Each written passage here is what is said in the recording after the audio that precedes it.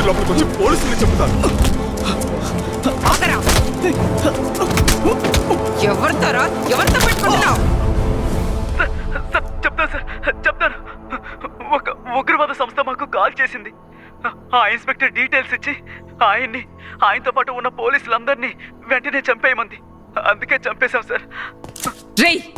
ఏంట్రా కథలు చెప్తున్నావు? షూట్ చేస్తే పుచ్చ లేచిపోతుంది. మేము చెప్పేది నిజమే మేడం. ఒక టీం మాకు కాల్ చేసింది. ఇన్స్పెక్టర్ ఒక అమ్మాయిని అరెస్ట్ చేసి తీసుకెళ్తున్నాడు. ఆ అమ్మాయికి ఏం కాకూడదు.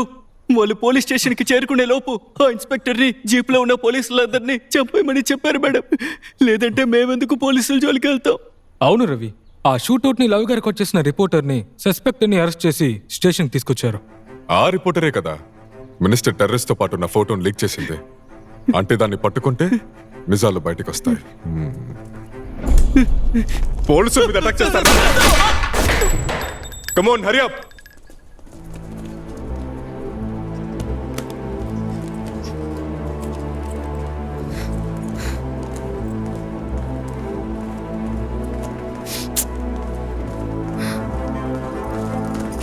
నువ్వేనా రిపోర్టర్ రుద్రశివంగి? అవును. నీతో కొంచెం మాట్లాడు. ఇప్పుడు టైం లేదు. మాట్లాడుతుంటే ఏంటి?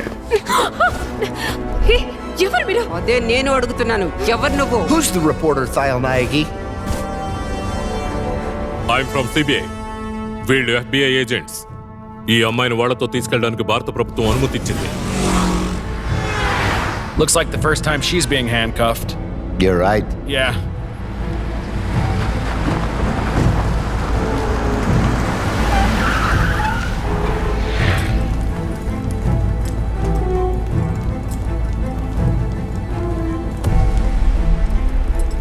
శివంగి, వాళ్ళు అడిగిన ప్రశ్నలకు దాచకుండా ధైర్యంగా నిజాలు చెబితే నువ్వు సేఫ్. నువ్వు మీడియాలో ఉన్నావు కాబట్టి నిన్నెవరూ ఏం చేయలేరు అనుకోకు. నిన్ను అరెస్ట్ చేసిన విషయం న్యూస్లో కూడా రాదు. మహా అయితే మీ ఆఫీస్లో వాళ్ళు ఫేస్బుక్లోనూ వాట్సాప్లోనూ పెడతారు. దాన్నో 10 మంది షేర్ చేస్తారు. అర్థమైందా? ఆ తర్వాత నువ్వు మిస్సింగ్ అని ఓ కంప్లైంట్ రిజిస్టర్ చేస్తాం. నువ్వు బతికున్నావో చచ్చావో కూడా బయట వాళ్ళెవ్వరికీ తెలీదు. Don't try to leave out anything. No tricks.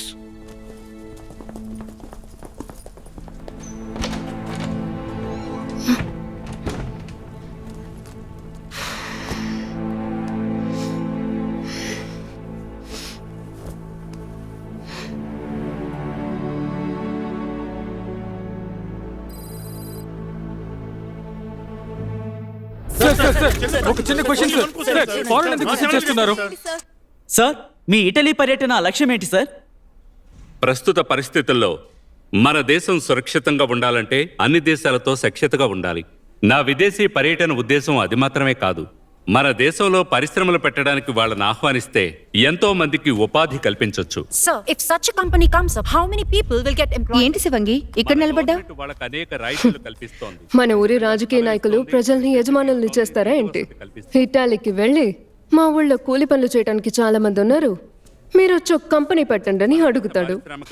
ఇంతకంటే ఆయన కొత్తగా ఏం మాట్లాడతాడు? ఈయన అందరిలాంటి పొలిటీషియన్ కాదు, నిజాయితీ పరుడు. నేనేం కాదనట్లేదే. అయితే ఒక మంచి జర్నలిస్ట్ గా నువ్వు చేయాల్సిన పని చెయ్యి. నాకు తెలిసి మన రాష్ట్రంలోని ఆఖరి ఆనెస్ట్ జర్నలిస్ట్ మా నాన్నగారే. ఆయన పోయి 7 సంవత్సరాలు అవుతోంది. అంటే మీ అన్నయ్య మంచి జర్నలిస్ట్ కాదా? ఎవరు? వీడు గాసిప్స్ రాయటానికి మాత్రమే పనికొస్తాడు. మరైతే నీ సంగతి ఏంటి శివంగి? నేను మంచి జర్నలిస్ట్ అని ఫీల్ అయితే మరి గౌరీ లంకేష్ లాంటి వాళ్ళని ఏమనాలి? నాకంటూ ఒక జాబ్ కావాలి. నా చుట్టూ జరిగే సంఘటనల్ని న్యూస్గా రాస్తున్నాను, దానికి వాళ్ళు జీతం ఇస్తున్నారు, అంతే. పబ్లో కాలేజ్ పిల్లని లైన్లో పెట్టిన ఒక ముసలాడు గురించి న్యూస్ రాశాను. కానీ ఎంతో మంది అమ్మాయిల్ని ఫామ్ హౌస్ కి తీసుకెళ్లి టార్చర్ పెట్టి వీడియోలు తీసాడే, వాడి గురించి ఏ ఒక్క జర్నలిస్ట్ అయినా ఇన్వెస్టిగేట్ చేసి స్టోరీ రాసి వాడిని జైల్లో పెట్టించగలిగారా? లేదు కదా. చెరువుల్ని కాపాడాలి, వాగుల్ని కాపాడాలి, సరస్సుల్ని కాపాడాలంటూ వేదికలెక్కి ఉపన్యాసాలు ఇస్తారు. గవర్నమెంట్ లో కొత్త కొత్త రూల్స్ పెడుతుంటారు. ఇదిగో ఈ మధ్య చెరువుని పూర్తి చేసి IAS ఆఫీసర్స్ కి క్వార్టర్స్ కట్టించారు. దాని గురించి ఏ పత్రికలోనైనా ఒక్క జర్నలిస్ట్ అయినా రాసారా? ఆ ఫ్లాట్స్ లో ఉన్న వాళ్ళందరూ గవర్నమెంట్ ఆఫీసర్సే. అక్కడితో ఊరుకున్నారా? చెరువు చుట్టూ కాంపౌండ్ వాళ్ళు కట్టించారు. మధ్యలోని మూర్ఖులు. మనం ఎలాంటి వాళ్ళమంటే మనకి ప్రాబ్లం రాని విషయాల గురించి రాసి నేను ఒక జర్నలిస్ట్ ని నేను ఒక రిపోర్టర్ నని సిగ్గు లేకుండా డబ్బా కొట్టుకుంటున్నాం. ఎవరెవరికో దొరుకుతున్నారు. ఛే, నాకు ఒక్క ఫిగర్ పడట్లా. అంత నా కర్మ. Sir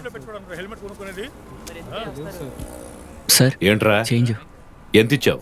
500 sir. కేసేంటి? హెల్మెట్ పెట్టుకోలేదు సార్. నీ తల వాల్యూ 500లేనా? ఆ సరే చెప్పారు 100 ఇవ్వమని. హెల్మెట్ పెట్టుకోకు, చేంజ్ తీసుకురాకు, కానీ వచ్చి మా పోలీసుల ప్రాణాలది. పోరా. ఆపండి ఆపండి. ఎక్కడ వర్క్ చేస్తున్నారు? మీడియా. వెళ్ళండి వెళ్ళండి. ఏమయ్యా, బాగా చెక్ చేయి. అలాగే సార్. కనకరాజ్ ఇటు ఇవ్వు. పోదండి.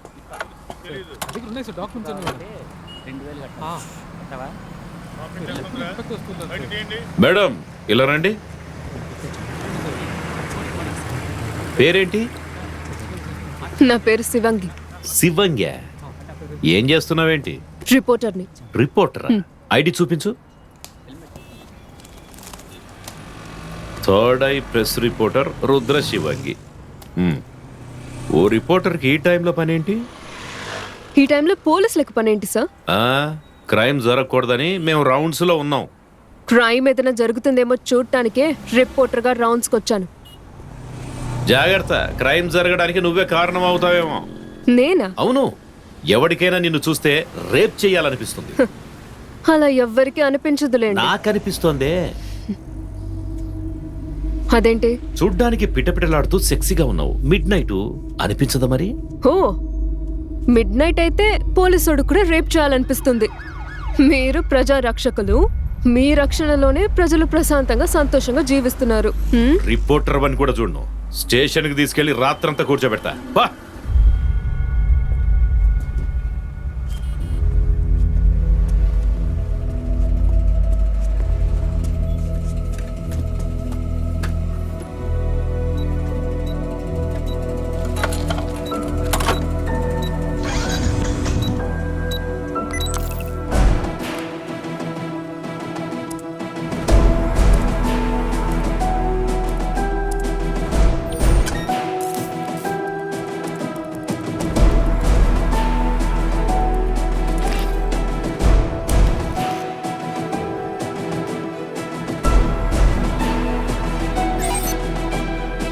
ఎవరికైనా నిన్ను చూస్తే రేప్ చేయాలనిపిస్తుంది.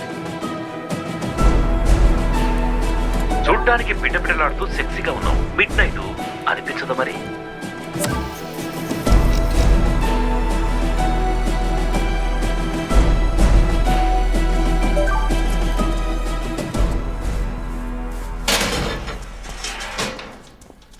ఏయ్, ఇక్కడ రిపోర్టర్ శివంగ్ అంటే ఎవరా?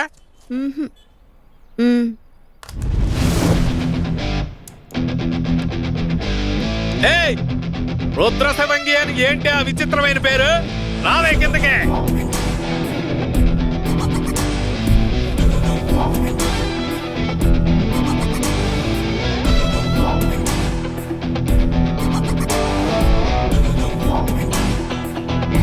రే, అసలు నా పేరుకు అర్థం ఏంటో తెలుసారా మీకు? రుద్ర అంటే కోపం, శివంగి అంటే ఆడసింహం, రుద్ర శివంగి అంటే ఆక్రోశమైన ఆడసింహం. సరే చెప్పండి. ఏయ్, దీన్ని కొట్టడానికి ఎంతమందిని పంపాడు? ఆఫ్టర్ ఆల్ 100 మంది లైక్ చేస్తారు, 20 మంది షేర్ చేస్తారు. అలాంటి దిక్కుమాలిన ఆన్లైన్ ఛానల్లో పనిచేస్తూ ఇది ఇచ్చే బోర్డు బిల్డప్ చూసారట్రా?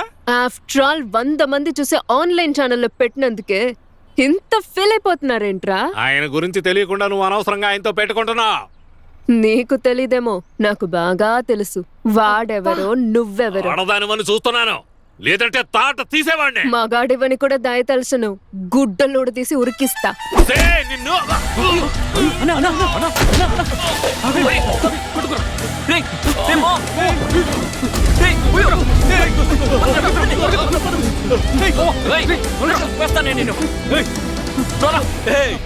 ఎందుకు ఆడదానిగా పుట్టాను, ఎందుకు ఈడితో పెట్టుకున్నానని బోరుమని ఏడ్చేలా చేస్తానే. ఆడదాన్ని ఏడిపించడానికి మగాడివైతే సరిపోదు, అందుకు కాస్త దమ్ముండాలి, ధైర్యం కూడా ఉండాలి. ఏయ్ ఇక్కడేం చేస్తున్నావే? లోపలికెళ్ళి చదువుకో. మేం ఫంక్షన్కి వెళ్ళొచ్చేంత వరకు ఇక్కడి నుంచి కదలకూడదు. ముఖ్యంగా మేడం మీదకి వెళ్ళి దాన్ని చూడకూడదు.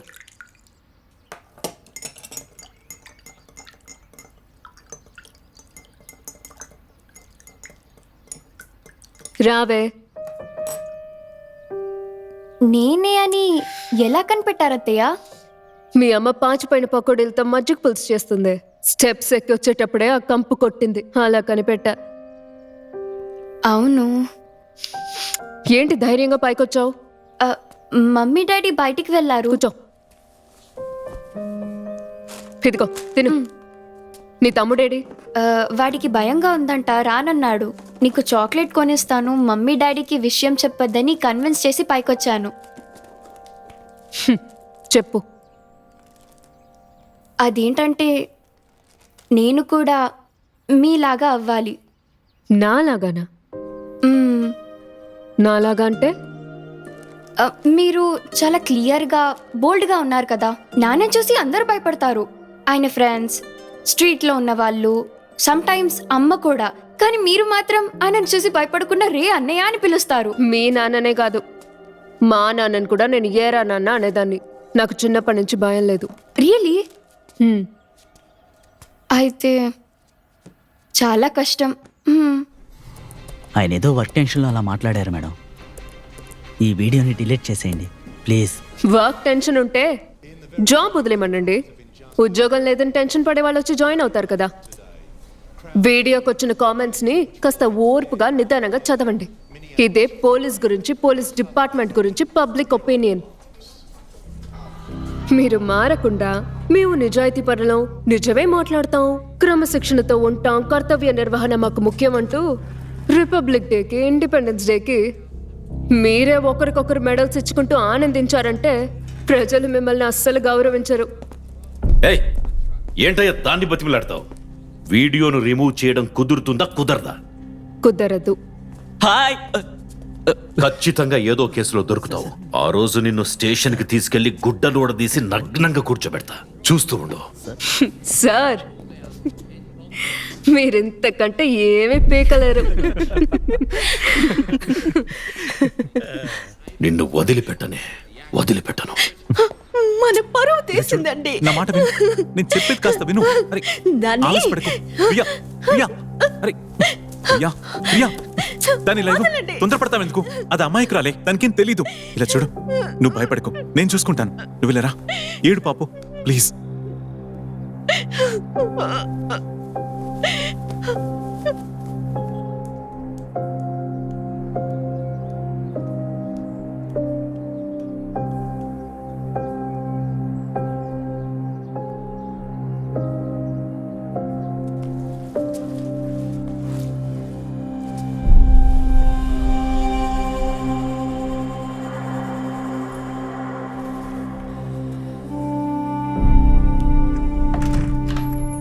రే అన్నయ్య,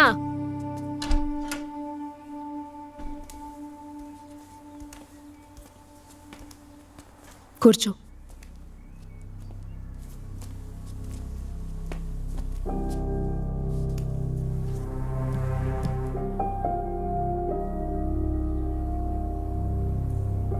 ఏదన్నా తింటావా?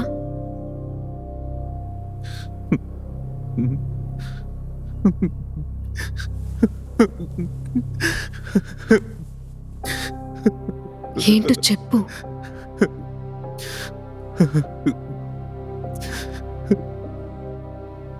ఏం చేయాలో తెలియట్లేదు. బయటి వాళ్ళకి ఇలా జరిగితే స్పెషల్ స్టోరీ రాసి హాట్ న్యూస్ అని చెప్పేవాడిని. ఇప్పుడు అన్యాయం జరిగింది మనకు కాబట్టి తట్టుకోలేకపోతున్నాను. ఎవరో ఒక కాలేజ్ కుర్రాడు నాకు ఫోన్ చేసి నీ కూతురు వీడియోస్ పంపుతాను చూడమని వరుస పెట్టి పంపిస్తూనే ఉన్నాడు.